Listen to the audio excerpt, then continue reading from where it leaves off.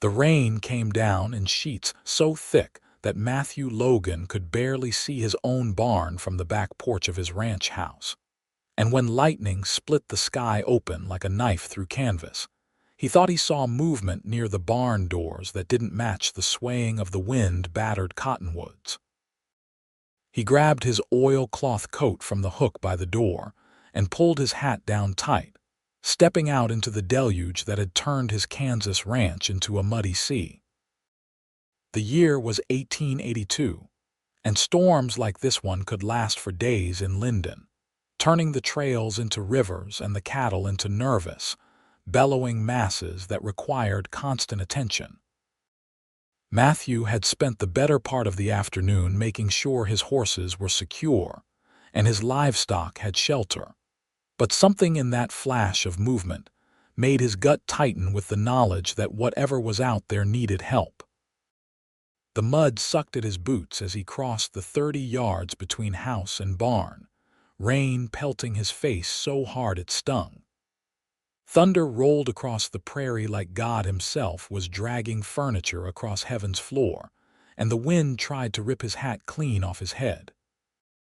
When he reached the barn doors, he found one hanging slightly ajar, swinging in the wind with a creak that set his teeth on edge. He pulled it open wider and stepped inside, shaking water from his coat like a dog, and in the sudden relative quiet of the barn he heard it. A sound that was half sob, half gasp, coming from the far corner near the empty horse stall. Matthew moved slowly, not wanting to startle whatever creature had taken refuge here. His hand went instinctively to the knife on his belt, though he didn't draw it. The barn was dim despite the afternoon hour, the storm clouds blocking out most of the daylight, but he could make out a huddled shape in the shadows.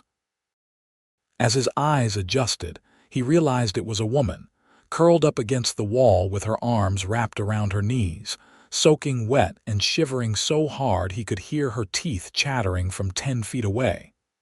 "Madam." His voice was gentler than most people expected from a man of his size. At 6'2", with shoulders broadened by years of ranch work, Matthew knew he could be intimidating. "Are you hurt?"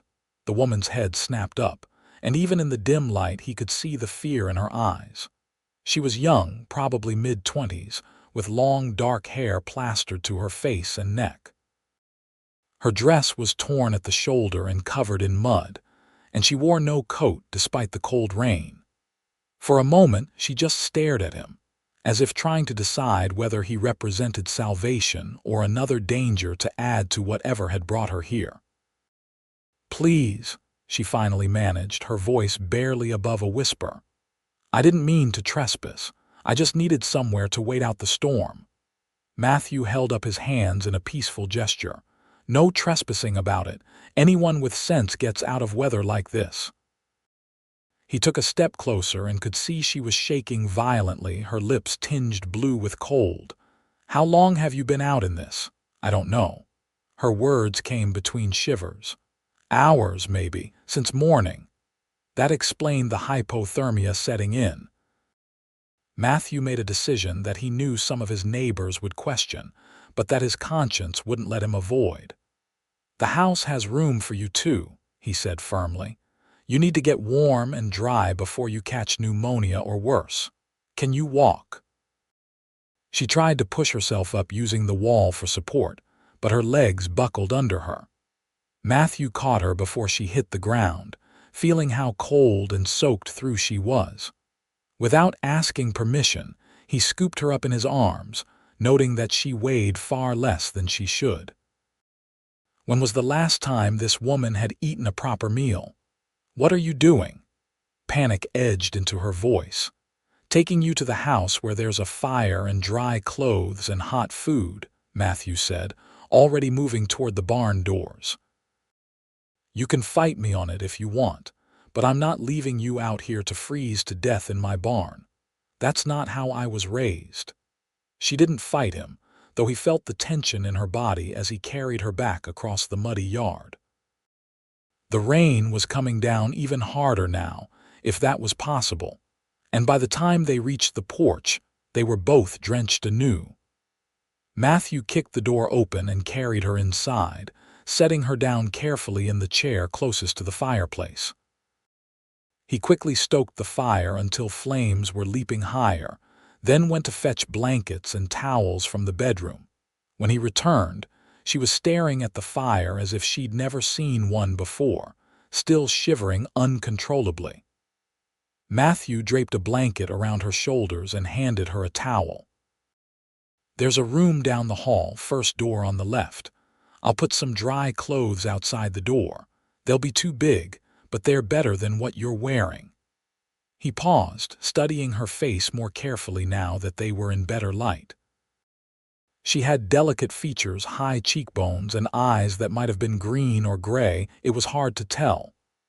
"What's your name?" "Lily," she said after a moment's hesitation. "Lily Winters. Matthew Logan. This is my ranch. You're safe here, Miss Winters, I promise you that." He moved toward the kitchen. "I'm going to heat up some stew. You need food and something warm to drink. Take your time getting changed." He heard her move slowly down the hall while he worked in the kitchen, stoking the stove and pulling out the pot of beef stew he'd made 2 days ago. By the time she emerged, wearing a pair of his work pants rolled up at the ankles and one of his shirts that hung on her like a tent, the stew was bubbling and he'd made coffee strong enough to strip paint. She looked slightly less like a drowned cat, though her hair was still wet and hanging in tangled waves down her back. "Sit," Matthew said, gesturing to the table. He ladled stew into a bowl and set it in front of her along with a cup of coffee and a thick slice of bread he'd bought from the baker in town 3 days ago. It was a little stale, but it would do. "Eat slowly. If you haven't eaten in a while, too much too fast will make you sick."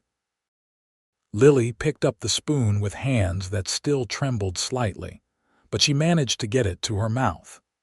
He watched her eyes close as she swallowed the first bite, and something in his chest tightened at the obvious relief and hunger on her face. She forced herself to eat slowly as he'd instructed, but he could tell it took effort. "Where are you from?" Matthew asked, settling into the chair across from her with his own coffee. Lily's spoon paused halfway to her mouth. "East of here. Missouri originally." "That's a long way." "You traveling alone?" "I was traveling with someone." Her voice went flat. "That didn't work out." Matthew read the story in those few words and the way she wouldn't meet his eyes. A man, probably a husband or intended, and things had gone wrong. He didn't push. "Well, the storm's supposed to last through tomorrow at least. You're welcome to stay here until it passes and the roads are fit for travel again. I've got a spare room and plenty of food. I don't have any money to pay you." The words came out stiff, proud despite her circumstances. "I don't recall asking for any." Matthew kept his tone matter of fact.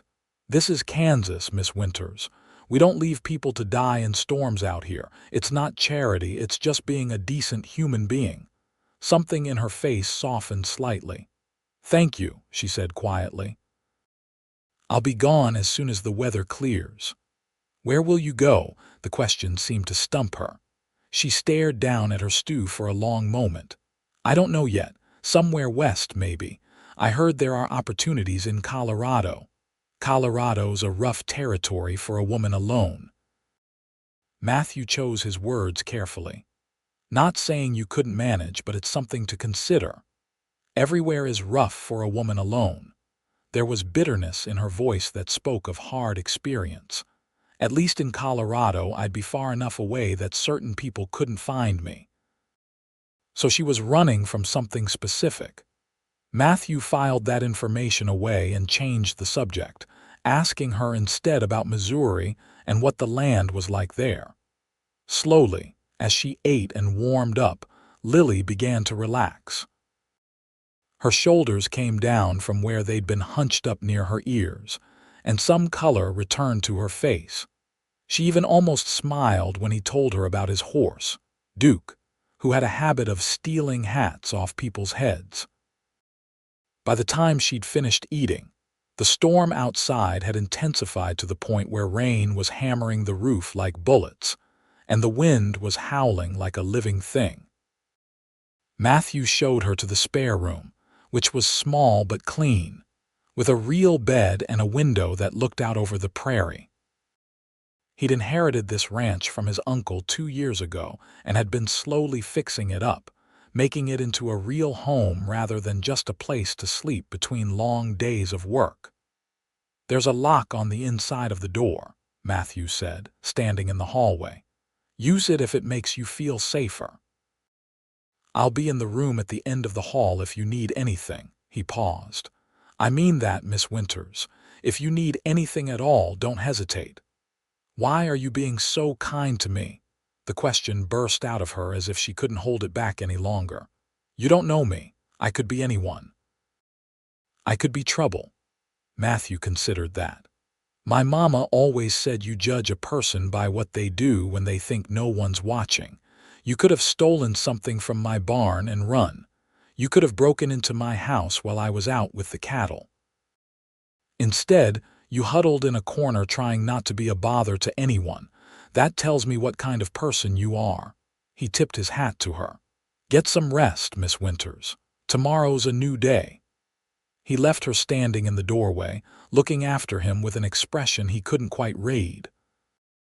Back in his own room, Matthew changed into dry clothes and sat on the edge of his bed, listening to the storm rage outside. He'd spoken the truth when he said he didn't think she was trouble, but he couldn't shake the feeling that trouble might be looking for her. The way she'd flinched when he first approached, the fear in her eyes, the comment about people not finding her in Colorado, all of it added up to a woman running from something or someone. Well, whoever it was would have to get through him first. Matthew Logan wasn't the kind of man who turned his back on someone in need. And something about Lily Winters called to a protective instinct he hadn't known he possessed.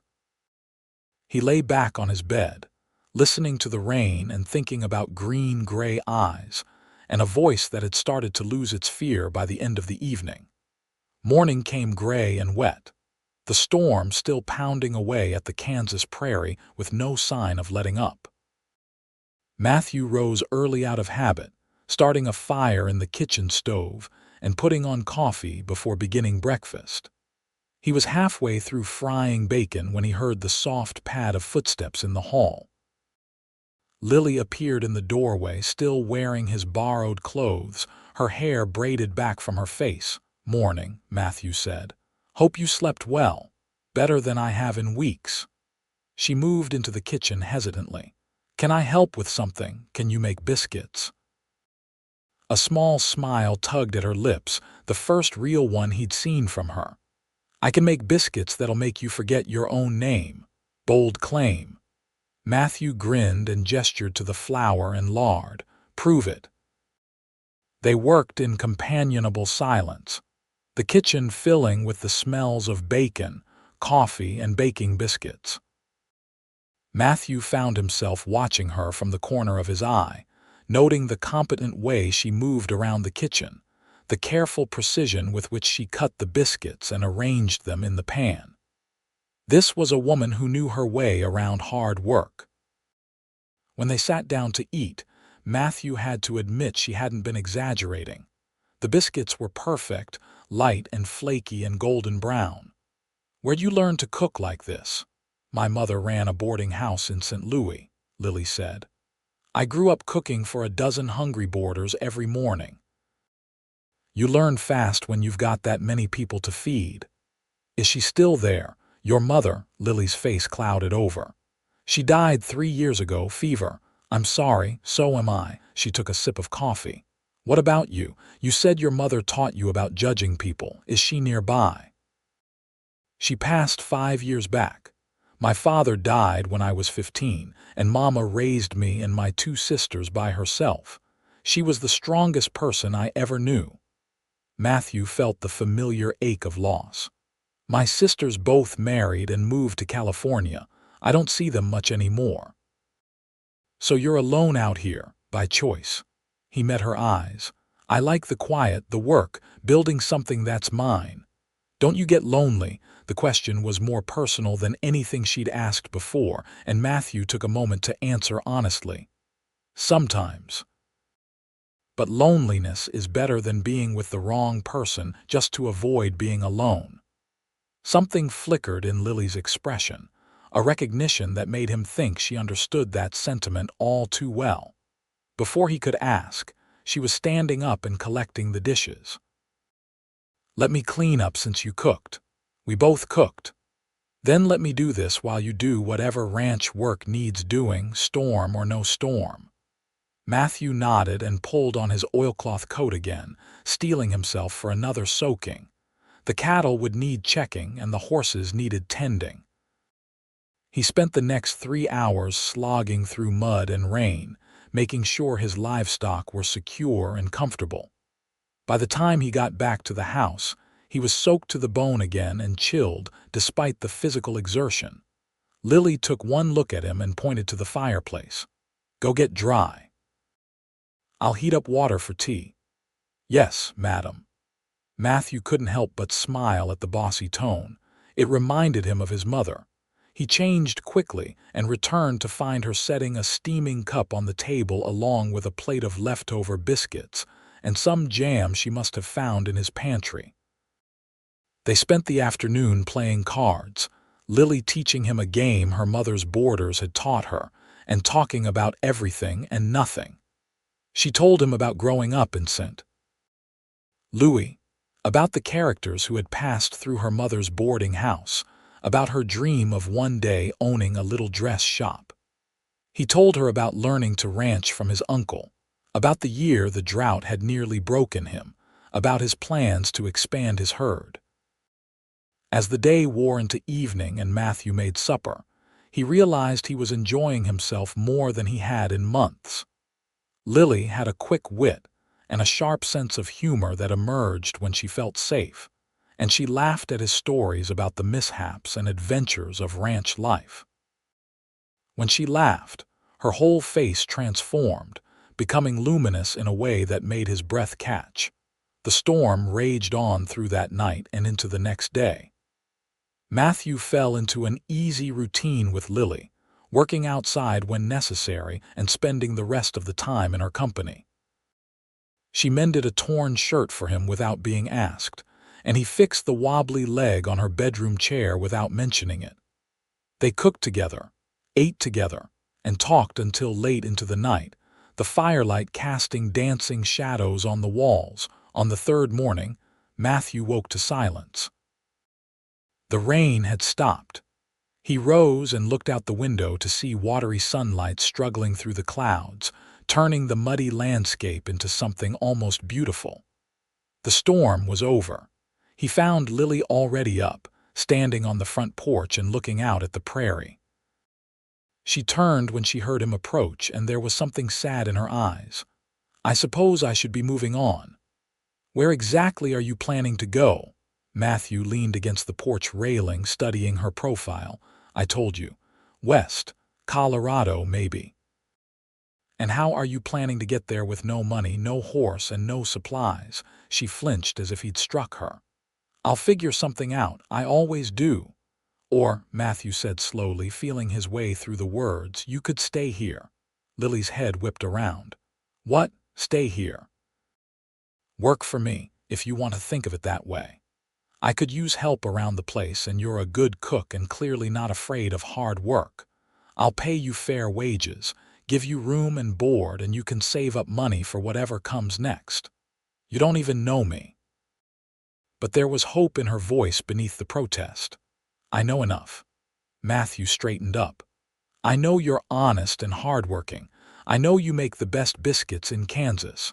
I know you're running from something, and I'm guessing it's not the law, or you wouldn't have given me your real name. I know that these past 3 days have been some of the best I've had since moving to this ranch, and I think maybe you felt the same. Lily was staring at him now, her eyes wide. I did, she whispered. Feel the same, I mean. I've felt safe here. I haven't felt safe in a very long time. Then stay. He kept his voice gentle. No strings, no expectations beyond honest work. You can leave whenever you want, but you don't have to leave today with nothing and no plan. She was quiet for a long moment, and Matthew could see the internal struggle playing out across her face. Finally, she nodded. I'll stay, for a little while at least, until I save up enough money to move on. That's all I'm asking. Relief flooded through him, though he tried not to examine too closely why the thought of her leaving had made his chest tight. Come on. Let's celebrate with a proper breakfast, and then I'll show you around the ranch. Over the following weeks, Lily settled into life on the ranch as if she'd been born to it. She rose early to make breakfast, tended the vegetable garden Matthew had neglected, cleaned and organized the house until it actually felt like a home, and proved surprisingly adept at handling the chickens he kept for eggs. In the evenings, they would sit on the porch and watch the sunset paint the prairie in shades of gold and crimson, talking about their days. Matthew found himself looking forward to these evenings more than he wanted to admit. Lily was easy company, intelligent and thoughtful, with a perspective on the world that both challenged and intrigued him. She asked questions about ranching and actually listened to the answers, and she had a gift for seeing the humor in everyday situations that made even the hardest days feel lighter. He was careful to maintain proper boundaries. Lily had her room, he had his, and he never pushed her to share more about her past than she was comfortable revealing. But slowly, in bits and pieces, her story emerged. She'd been married at 19 to a man named Richard Summers, a charmer who had swept her off her feet and turned into a monster behind closed doors.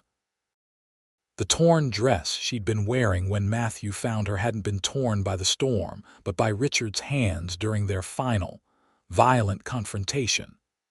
She'd fled with nothing but the clothes on her back, and had been on the run for 2 weeks when the storm drove her into Matthew's barn. He said he'd find me, Lily told him one evening, her voice steady but her hands trembling slightly where they rested in her lap. Said I belonged to him and he'd never let me go. That's why I was heading west. I thought if I could get far enough away, start over somewhere he'd never think to look. Matthew felt a surge of protective fury so strong it nearly took his breath away. He touches you again, he'll have to go through me first. Matthew, you don't understand. Richard isn't just mean, he's connected. His father owns half of Independence, Missouri. They have money and influence, and I don't care if his father owns the whole state, Matthew interrupted. You're under my protection now, Lily. Anyone who wants to hurt you will have to reckon with me first, and I promise you that's not a fight they'll win. She looked at him for a long moment, something shifting in her expression. Why do you care so much? I'm just some woman you found in your barn. No, Matthew said firmly. You're not just anything. You're brave and strong and kind, and you deserve to be safe. You deserve to be happy. He paused, then decided to risk the truth.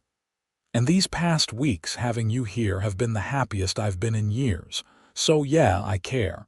I care a lot. The air between them suddenly felt charged, electric with possibility. Lily's eyes were shining in the fading light, and Matthew found himself leaning closer without quite meaning to. But before anything could happen, she stood abruptly. I should start supper, she said, her voice slightly breathless. I'm making that stew you like. Matthew let her go, though every instinct told him to reach for her, to pull her close and tell her everything he was beginning to feel. But Lily had been through enough. She needed time and space to heal, not some rancher pushing his feelings on her before she was ready. Summer deepened into August, and the work on the ranch intensified. Matthew hired 2 ranch hands for the season, young men from town named Jack and Tom, and the house suddenly felt more alive with activity. Lily took to feeding them all, making enormous meals that the men devoured with gratitude and praise. Matthew noticed how she was filling out, losing the gaunt look she'd had when he found her, and how she smiled more easily now. He also noticed how Jack, who was only a year or two younger than Matthew's own 28 years, watched Lily with obvious admiration. It shouldn't have bothered him, Matthew told himself. He had no claim on Lily beyond being her employer and friend. But it did bother him, more than he wanted to admit, when Jack would make Lily laugh or offer to help her with heavy lifting. "You're scowling at that fence post like it insulted your mother," Tom observed one afternoon, startling Matthew out of his thoughts, just thinking about Miss Lily. Matthew's head snapped around. "What makes you say that?" Tom grinned. "The way you look at her when you think no one's watching, the way you get all growly whenever Jack pays her too much attention. It's pretty obvious, boss." "I don't get growly." "Sure you don't." Tom hammered in another fence post. "For what it's worth, I think she looks at you the same way. Might be worth doing something about it before Jack works up the courage to ask her to the barn dance next month." The barn dance. Matthew had forgotten about the annual event that Linden held every September to celebrate the end of summer.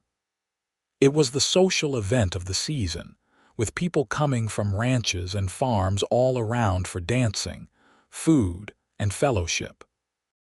The thought of Jack asking Lily of watching her dance in another man's arms made Matthew's jaw clench. That evening, after the ranch hands had gone back to the bunkhouse and Lily was cleaning up from supper, Matthew cleared his throat. "There's a barn dance in town next month. First Saturday in September. I was wondering if you'd like to go with me." Lily's hands stilled in the dishwater, like a date, if you want it to be.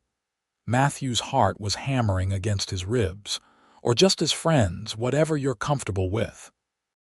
She turned to face him, her hands still dripping soapy water onto the floor. "Matthew, I'm still married. Technically.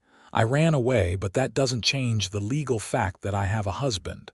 A husband who beat you, a husband you fled from in fear for your life." Matthew moved closer.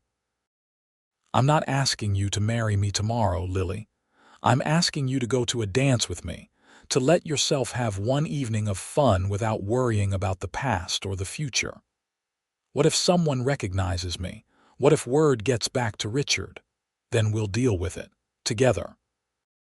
He reached out and gently tucked a stray strand of hair behind her ear. "I meant what I said before. You're not alone anymore." Lily's eyes searched his face, and whatever she saw there must have satisfied her because she nodded slowly. "Okay. Yes, I'd like to go to the dance with you." The smile that spread across Matthew's face felt like sunshine breaking through clouds. "Good. That's real good." The weeks leading up to the dance seemed to fly by. Matthew found himself working harder than ever to make sure all the ranch work was caught up so he could take the evening off without worry. Lily, meanwhile, was in a quiet panic about what to wear. She had nothing suitable for a dance, and though Matthew offered to take her to town to buy a new dress, she refused. "I'm not taking your money for frivolous things," she said firmly. "It's not frivolous if it makes you happy. I can alter one of the dresses I found in the trunk in the spare room." She discovered a trunk full of women's clothing that had belonged to Matthew's mother, carefully preserved. "If that's all right with you." "Mama would be happy to know her things were being used," Matthew said honestly. "Take whatever you want." He didn't see the dress until the evening of the dance. Lily emerged from her room wearing a gown of deep blue cotton that she'd somehow transformed from his mother's old things into something that looked like it had been made for her.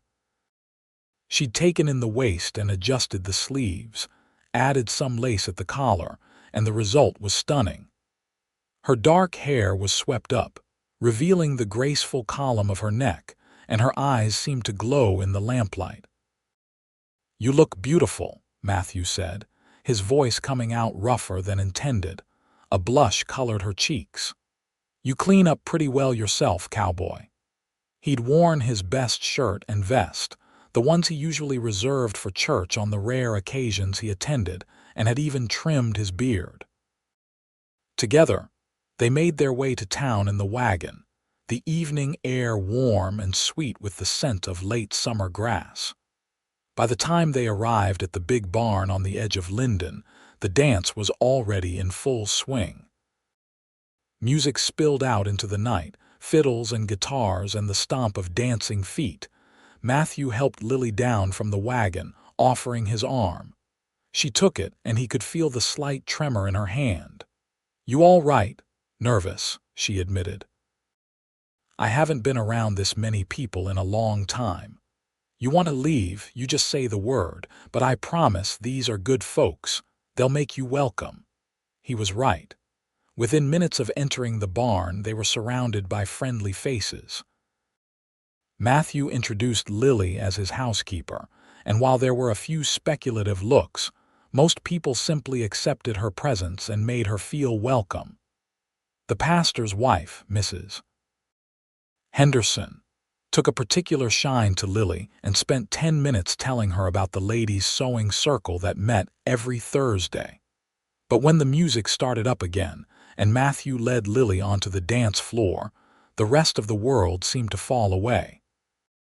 She fit perfectly in his arms, her hand small and warm in his, her other hand resting lightly on his shoulder. They moved together as if they'd been dancing together for years, Matthew guiding her through the steps with an easy confidence. "I didn't know you could dance," Lily said, looking up at him with surprised delight. "Mama made sure all her children knew the important things in life," Matthew replied. "Dancing, reading, and how to make a proper pot of coffee." Lily laughed, the sound like music itself. They danced through 3 songs before Matthew reluctantly surrendered her to other partners, Jack among them.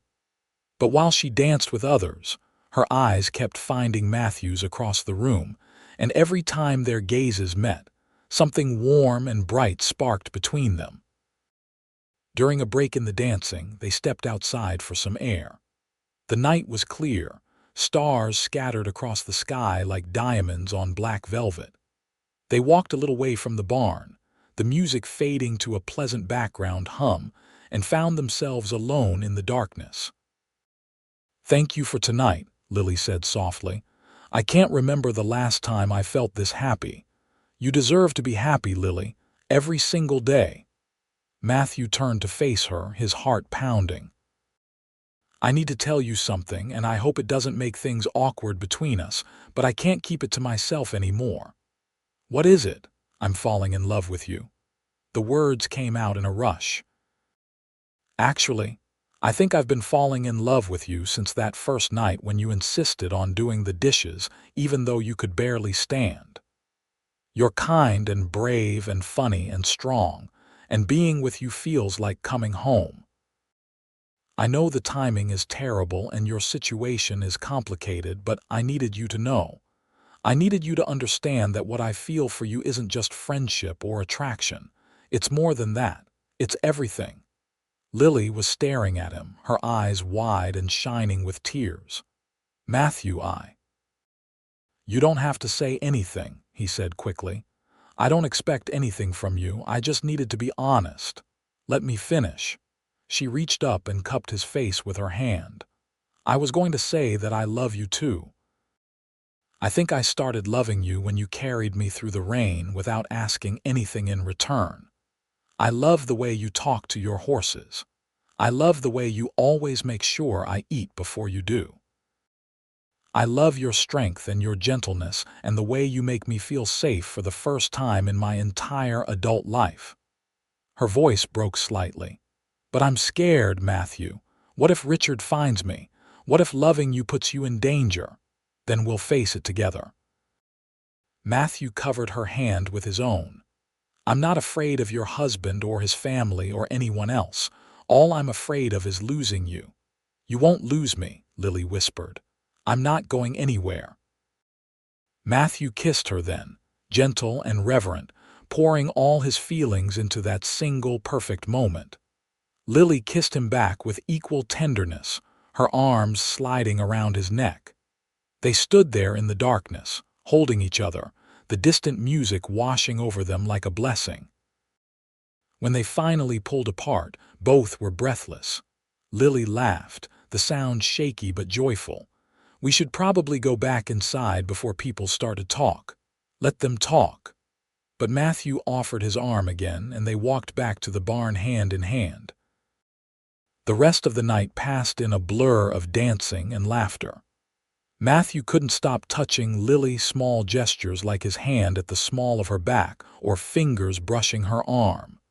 She stayed close to his side, clearly happy to be near him. By the time they loaded into the wagon for the ride home, both were tired but glowing with happiness. The ranch was dark and quiet when they arrived. Matthew helped Lily down from the wagon, but instead of heading inside, she tugged him toward the porch. They sat together on the steps, neither ready for the evening to end. "What happens now?" Lily asked, leaning her head against his shoulder.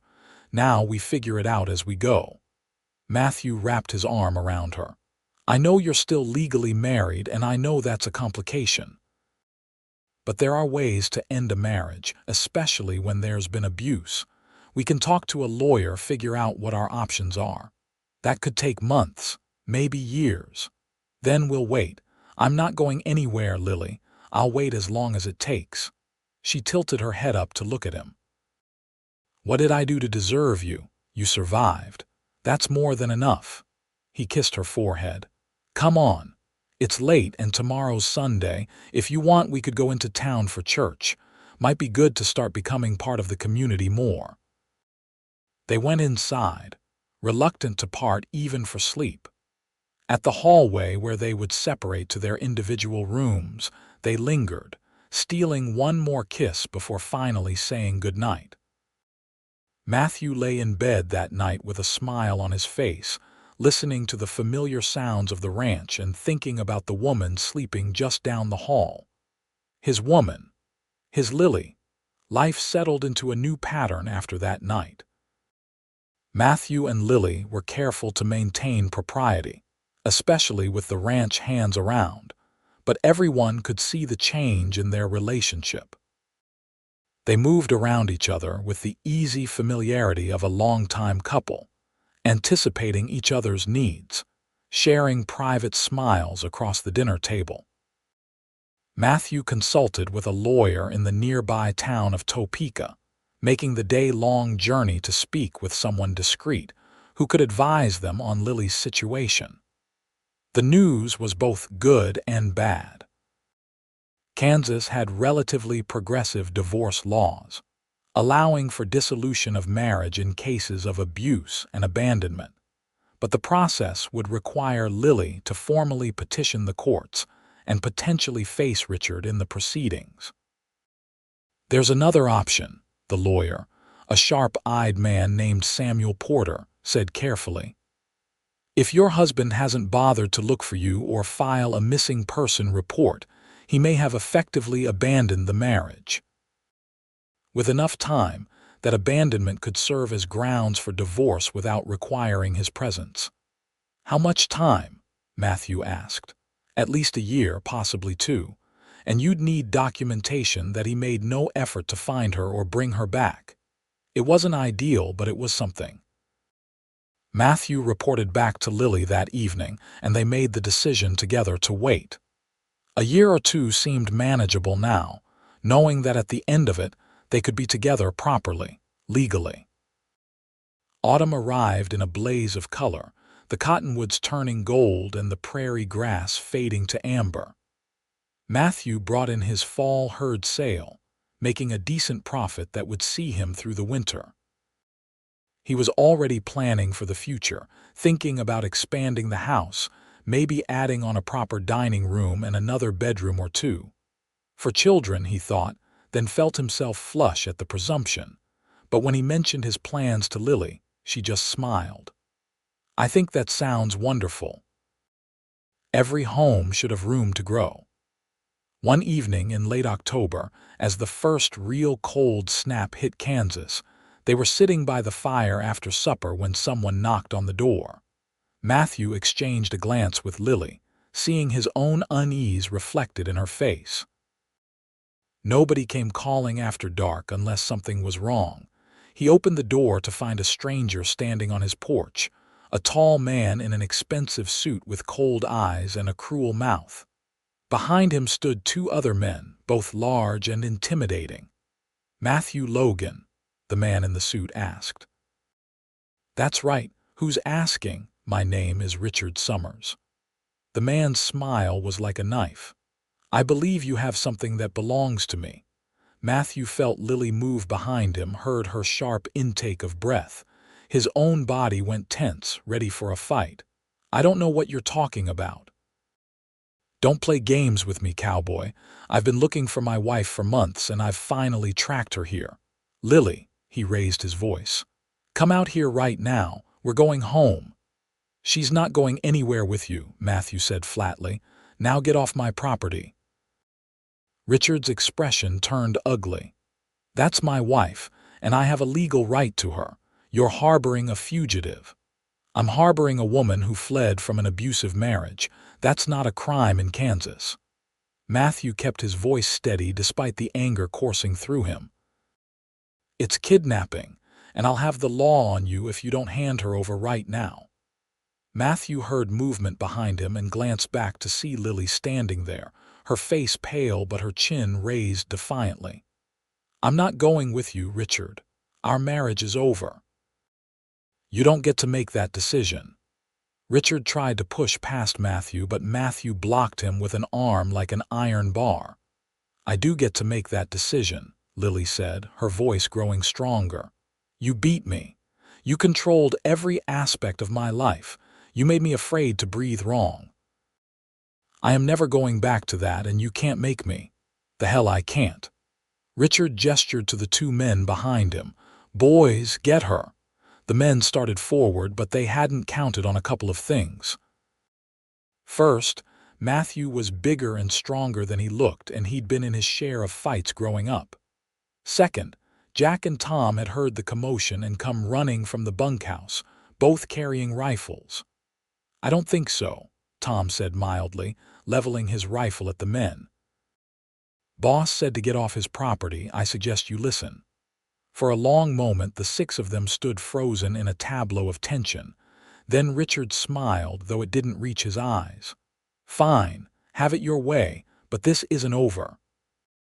I'll be back with the sheriff and a court order, and then we'll see who has the legal right to my wife." He turned and stalked back to the horses they'd left tied near the barn, his thugs following. They rode off into the darkness, and only when the sound of hoofbeats had faded did Matthew lower his arm and turn to Lily. She was shaking, but there was fire in her eyes rather than fear. "He found me," she said unnecessarily. "Yes, but he didn't take you, and he won't take you." Matthew pulled her into his arms. "We need to move fast, though. Jack, Tom, thank you. Go back to the bunkhouse and get some sleep. We may need you again." After the ranch hands left, Matthew sat Lily down at the kitchen table. "We need to file that divorce petition immediately. And we need to document everything, every mark he left on you, every threat he made. Richard is right that the law is on his side when it comes to marriage rights, but Kansas law also protects victims of abuse. We just need to make sure we get to the judge first." "What if that's not enough? What if the judge sides with him because he has money and influence? Then we'll figure something else out." Matthew took her hands in his. "I meant what I said, Lily. You're not going back to him. I'll fight him in court or out of it, whatever it takes." They spent that night making plans, writing down everything Lily could remember about the abuse, the dates and details that might convince a judge to grant her petition for divorce, despite Richard's objections. In the morning, Matthew rode to Topeka at a breakneck pace to meet with Samuel Porter and file the paperwork. The lawyer worked quickly, getting the petition filed that same day and requesting an emergency hearing based on the threat Richard posed. The next week passed in a haze of legal maneuvering and tension. Richard made good on his threat to involve the sheriff, but the sheriff was a fair man named Tom Blake, who listened to both sides of the story and declined to force Lily to return to her husband without a court order. When Richard tried to take matters into his own hands and showed up at the ranch again, he found Jack and Tom standing guard with rifles and Matthew's clear statement that anyone who set foot on his property without permission would be met with force.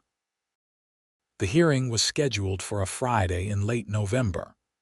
Matthew, Lily, and Samuel Porter made the journey to Topeka together, all of them tense but determined. The courtroom was a small wood-paneled room that smelled of old paper and furniture polish.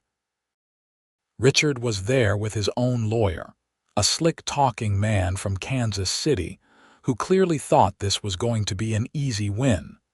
But Samuel Porter was better.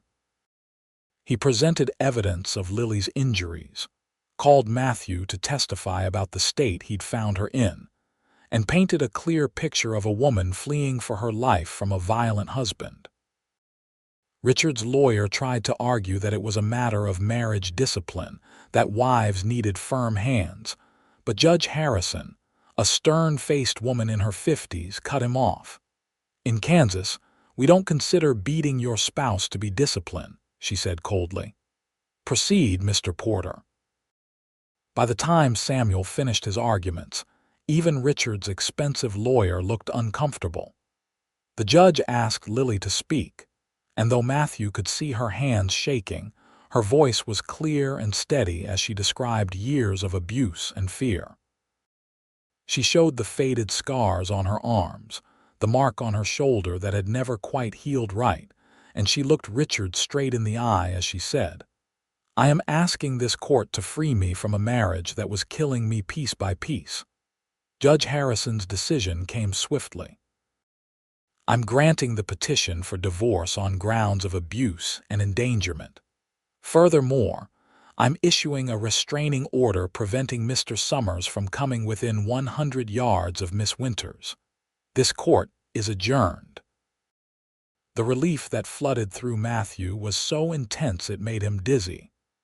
Lily turned to him with tears streaming down her face, and he pulled her into his arms right there in the courtroom, not caring who saw. She was free. Finally, completely free.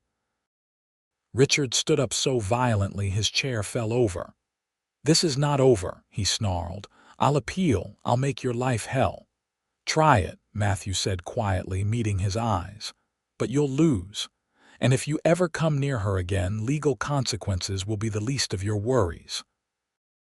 Richard stormed out, his lawyer following with an expression of distaste. Samuel Porter shook both their hands with a satisfied smile. "Congratulations. The divorce will be finalized in 30 days, and after that, Miss Winters will be free to remarry if she chooses." On the ride back to the ranch, Lily was quiet, staring out at the Kansas landscape as if seeing it for the first time. "I can't believe it's really over," she finally said. "It's over."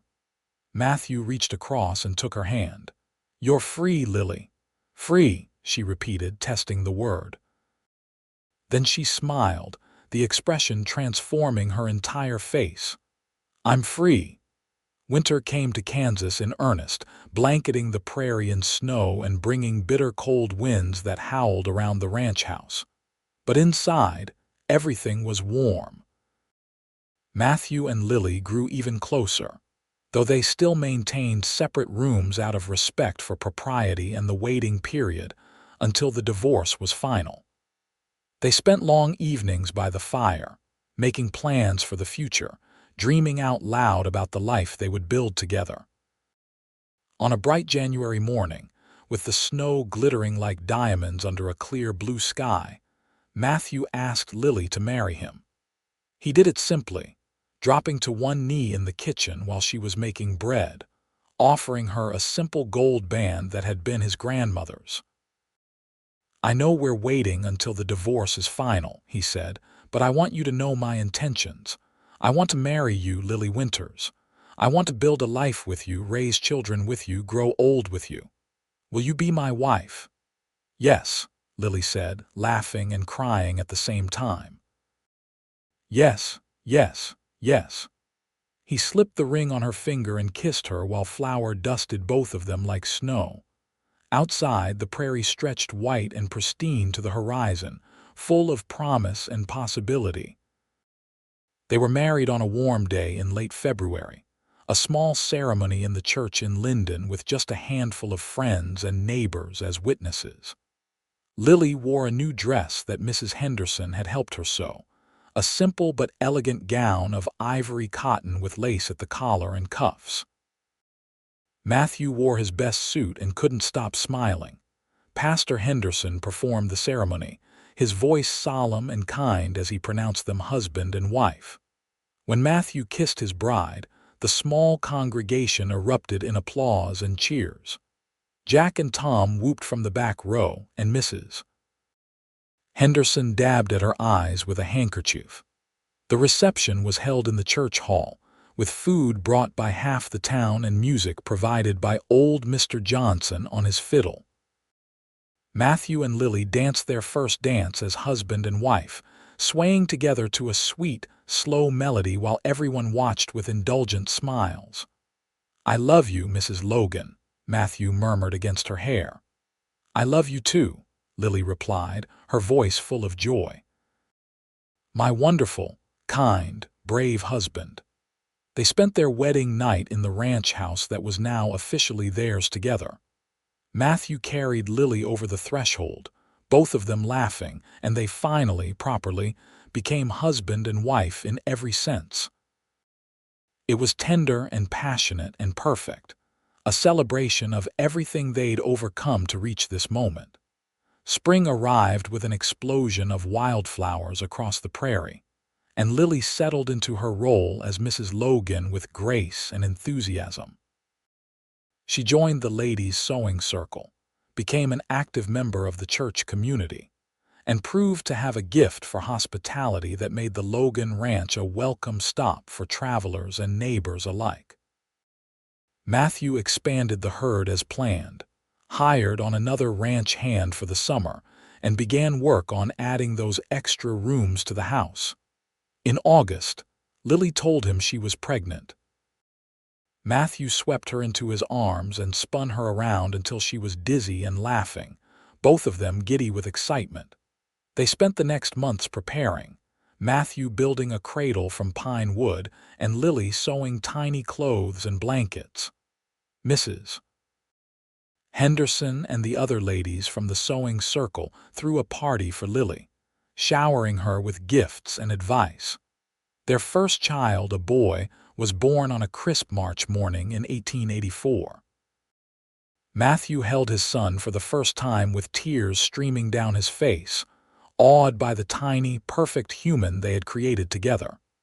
They named him James William Logan, after Matthew's father and Lily's grandfather. "He's beautiful," Matthew whispered, watching his son sleep in Lily's arms. "You're beautiful. I'm the luckiest man alive." "We're both lucky," Lily corrected gently. "We found each other when we both needed finding." Baby James grew into a healthy, happy child with his mother's eyes and his father's stubborn streak.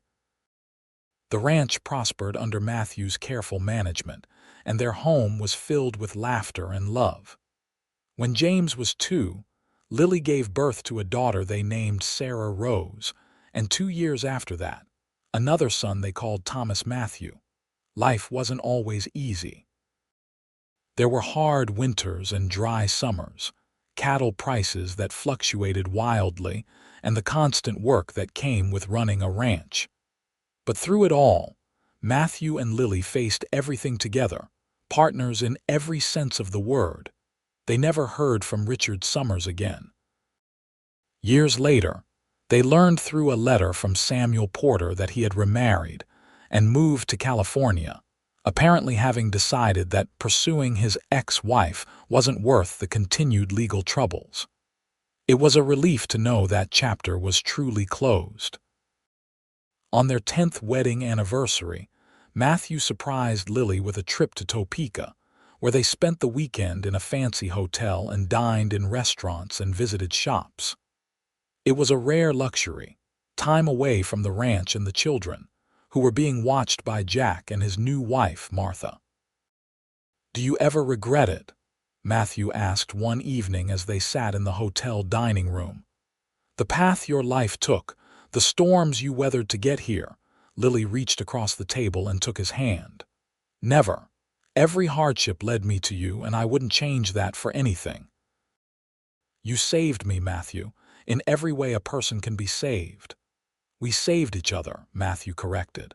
"You taught me what it means to have a real home, a real family. Before you, I was just existing. Now I'm living." They returned to the ranch renewed and even more in love. The children grew, the ranch thrived, and the years rolled by with a gentle, steady rhythm. James grew into a young man who loved ranching as much as his father, already talking about taking over the operation someday.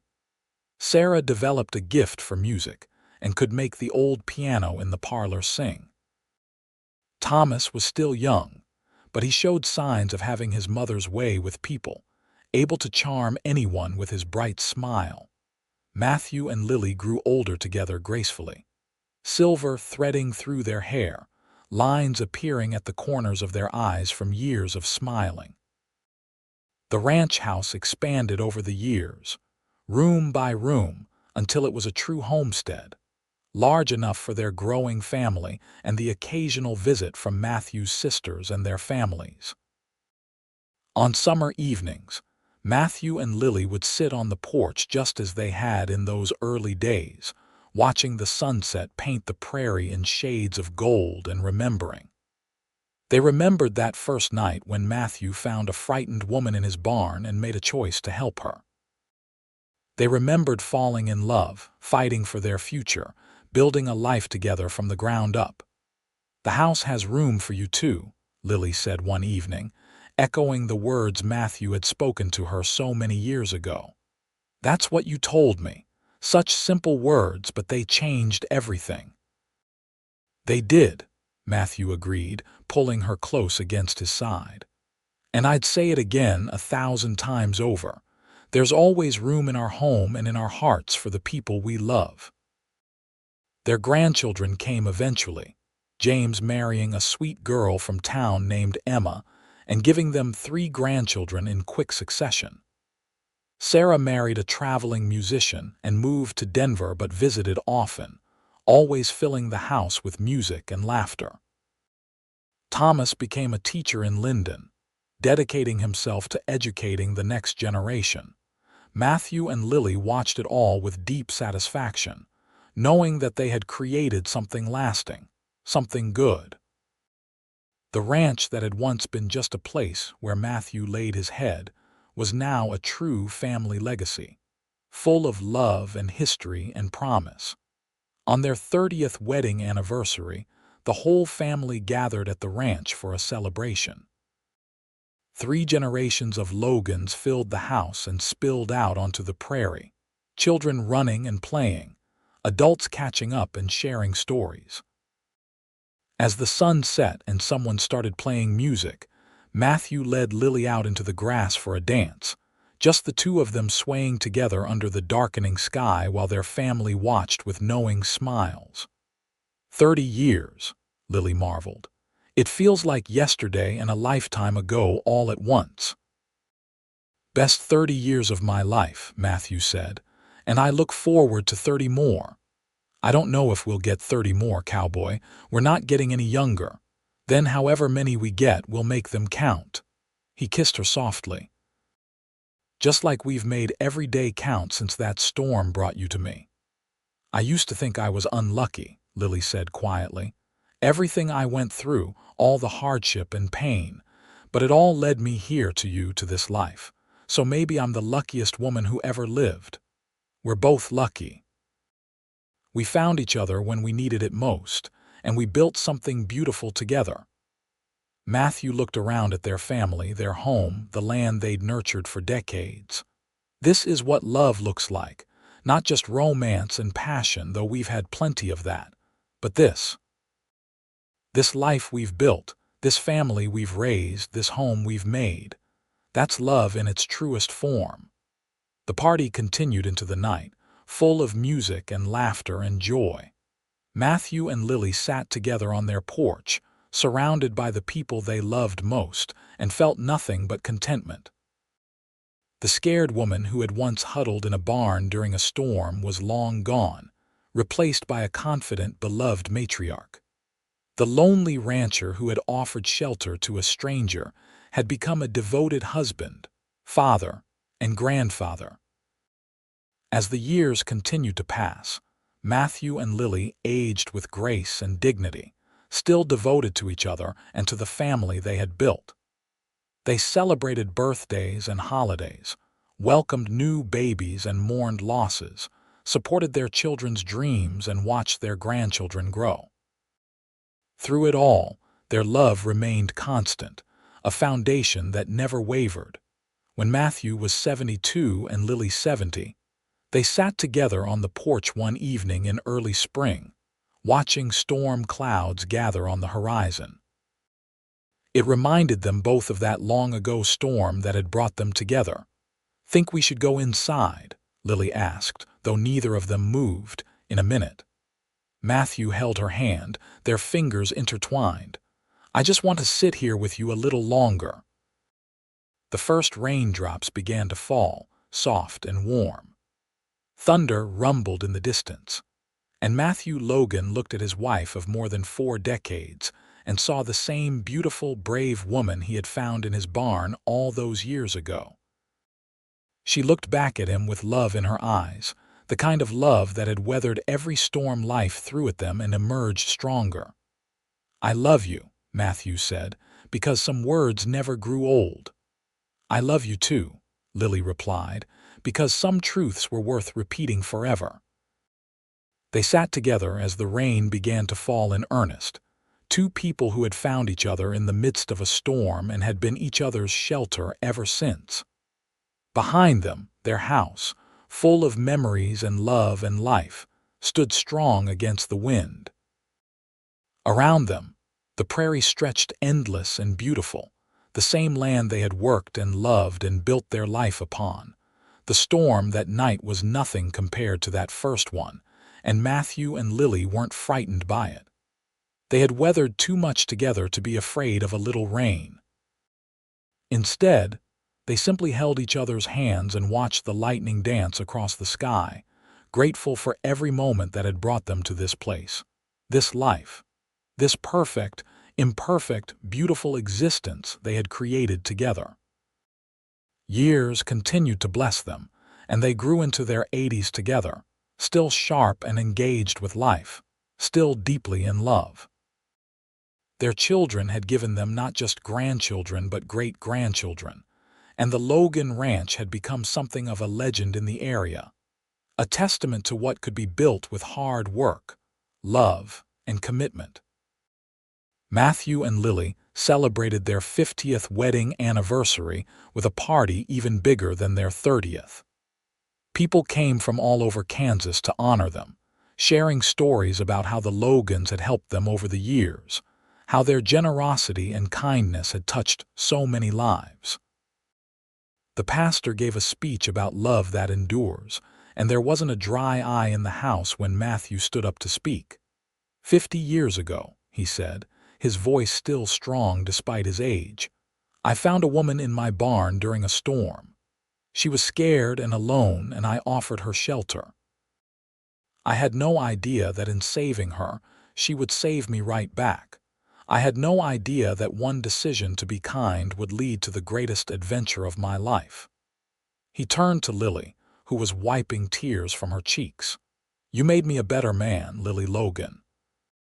You gave me a family, a home, a purpose beyond just surviving. You gave me a reason to wake up every morning with a smile on my face, and I hope I've given you even half of what you've given me." Lily stood and went to him, and they embraced while everyone applauded. "You've given me everything," she whispered in his ear. "Everything I never dared to dream I could have." They lived several more blessed years, watching their great-grandchildren grow, seeing James take over full operation of the ranch, celebrating as Sarah's oldest daughter made her debut as a professional pianist in Denver. Life continued its endless cycle of joy and sorrow, triumph and challenge, but through it all, Matthew and Lily remained each other's constant. When Matthew was 89, he became ill with pneumonia that winter. The doctor did what he could, but they all knew that time was running out. Matthew lay in the bedroom he'd shared with Lily for more than 50 years, surrounded by family, but his eyes were only for his wife. "Don't you leave me, Matthew Logan," Lily said fiercely, holding his hand. "We're not done yet." But Matthew just smiled, the same gentle smile that had won her heart so many years ago. "We've had a good run, haven't we, my love? The best." Tears streamed down her face. "But I'm not ready to say goodbye. You'll never have to say goodbye." He touched her face with trembling fingers. "I'll always be with you, just like you've always been with me. From that first night in the barn until the last star burns out, I'm yours." He passed peacefully that evening, surrounded by everyone he loved, with Lily's hand in his. The grief was immense, a wave that threatened to pull her under, but she was upheld by the family they had built together, by the legacy of love they had created. Lily lived 2 more years without him, years filled with bittersweet memories and the comfort of family. She spent her days in the house Matthew had built and expanded for her, surrounded by photographs and mementos of their life together. She told stories to her great-grandchildren about their great-grandfather, about the cowboy who had offered shelter to a stranger and received a lifetime of love in return. On a warm spring evening, very much like the evening when she had first said yes to Matthew's marriage proposal, Lily passed away peacefully in her sleep. The family mourned but also celebrated, knowing that she and Matthew were together again. They buried her next to him on a hill overlooking the ranch, under the wide Kansas sky they had both loved so much. The ranch continued, passed down through the generations, each one adding their own chapter to the Logan legacy. But the story that everyone told, the one that became almost mythical in family lore, was the story of how it all began. With a storm, a frightened woman, and a cowboy who said, "The house has room for you too." Those simple words, spoken in kindness without expectation of reward, had created a dynasty of love. They had saved 2 broken people and transformed them into something whole and beautiful. They had proven that sometimes the most important moments in life come from the smallest choices, the simplest acts of compassion. Years turned into decades, and the story was passed down through 4 generations, then 5, then 6. The original ranch house was carefully preserved, turned into a kind of museum by the family, with Matthew's work clothes and Lily's wedding dress displayed behind glass, with photographs covering every wall, with the cradle Matthew had built for James and all the little details that told the story of a love that had changed everything. Children grew up hearing about great-great-grandma Lily, who had been brave enough to run from danger, and great-great-grandpa Matthew, who had been kind enough to offer shelter. They learned that love wasn't just romance and passion, though that was part of it. Love was also courage and commitment, patience and perseverance, choosing each other every day through good times and bad. The Logan Ranch became known throughout Kansas, not just for its quality cattle and beautiful land, but for the love story at its foundation. Couples would sometimes ask to be married there, on that hill where Matthew and Lily were buried, wanting to start their own journeys in a place that had been blessed by such devotion. And on stormy nights, when rain lashed the Kansas prairie and lightning split the sky, the Logan descendants would sometimes stand on that same porch where Matthew and Lily had spent so many evenings and remember. They would remember that fear can be conquered by kindness, that loneliness can be healed by love, that the darkest storms can lead to the brightest dawns. The barn where Lily had first taken shelter was rebuilt over the years, but always in the same spot, a permanent reminder of where it all began. And inscribed on a plaque near the entrance were the words that had started it all, the words that had become the Logan family motto. The house has room for you too. Because in the end, that was what the story was really about. It was about making room in your life and your heart for others. It was about choosing compassion over convenience, love over fear, hope over despair. It was about two people who had found each other in the darkest moment and had built something luminous together. Matthew and Lily Logan's love story became the stuff of legend, told and retold until it was hard to separate fact from embellishment. But the core truth remained unchanged. A cowboy had found a woman in his barn during a storm, had offered her shelter and kindness without knowing who she was or what she'd bring to his life, and that single act of grace had transformed both of them forever. Their descendants carried that legacy forward, each generation learning from the one before that love is a choice you make every day. That home is not a place, but the people you choose to shelter and be sheltered by. That the greatest adventures often begin with the simplest acts of human decency. The prairie remained constant, stretching endless and beautiful under the Kansas sky. The storms still came, as storms always do, bringing rain and lightning and the possibility of change. But the Logan Ranch stood strong against whatever weather came, built on a foundation of love that could weather any storm. And somewhere, in that place beyond time where the best parts of us go when our earthly journey ends, Matthew Logan still held Lily's hand. They still watched sunsets paint the sky in gold and crimson. They still danced under the stars.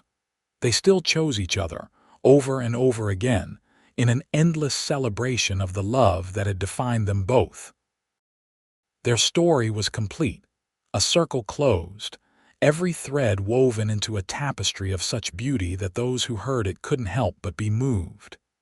It was a story about survival and hope, about finding light in darkness and love in unexpected places.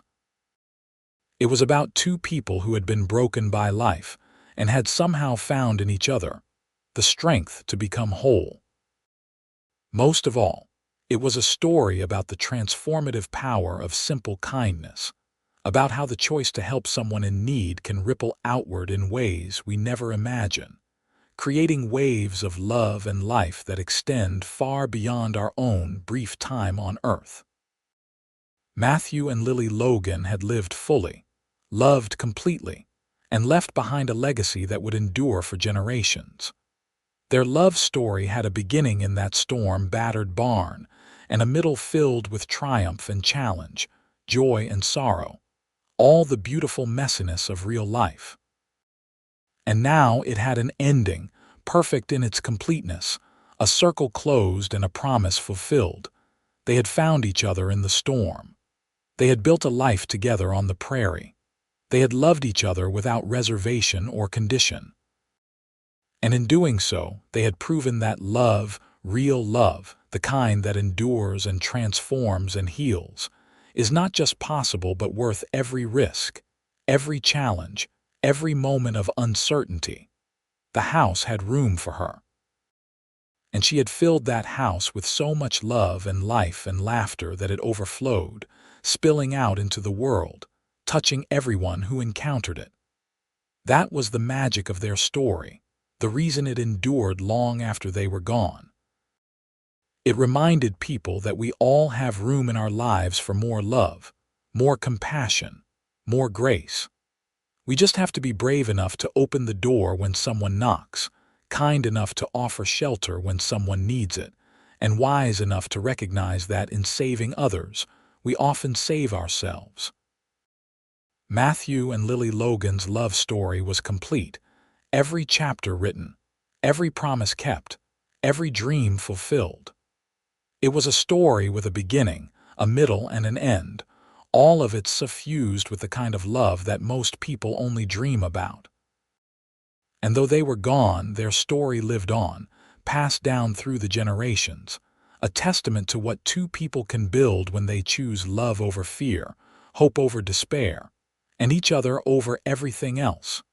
The end had come, as it must for all stories and all lives.